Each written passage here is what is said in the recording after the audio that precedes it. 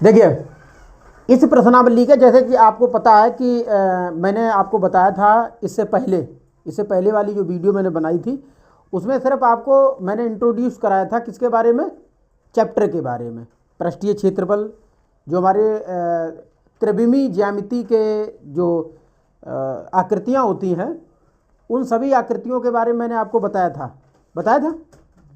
ये बताया था कि इनका पृष्ठीय क्षेत्रफल कैसे निकाला जाता है। जैसे गोले का पृष्ठीय क्षेत्रफल क्या होता है, घन का पृष्ठीय क्षेत्रफल क्या होता है, घनाव का पृष्ठीय क्षेत्रफल क्या होता है, घन और घनाव का आयतन क्या होता है, अर्धगोले का पृष्ठीय क्षेत्रफल क्या होता है, अर्धगोले का आयतन क्या होता है, पूरे गोले का पृष्ठीय क्षेत्रफल क्या होता है या उसका पूरे गोले का आयतन क्या होता है, शंकु का पृष्ठीय क्षेत्रफल क्या होता है, शंकु का आयतन क्या होता है और शंकु का संपूर्ण पृष्ठीय क्षेत्रफल क्या होता है। ये सारी चीज़ें मैं आपको डिटेल में इससे पहले वाली वीडियो में बता चुका हूँ।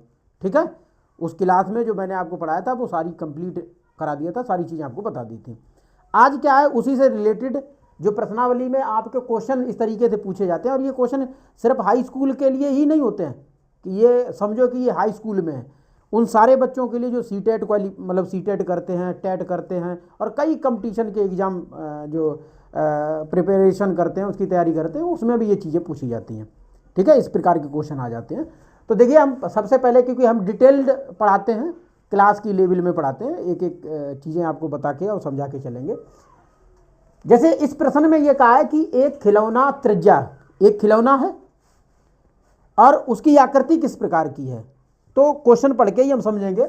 जैसे लिखा है कि एक खिलौना त्रिज्या 3.5 सेंटीमीटर वाले शंकु के आकार का है जो उसी त्रिज्या वाले एक अर्धगोले पर अध्यारोपित है। इस खिलौने की संपूर्ण ऊंचाई 15.5 सेंटीमीटर है।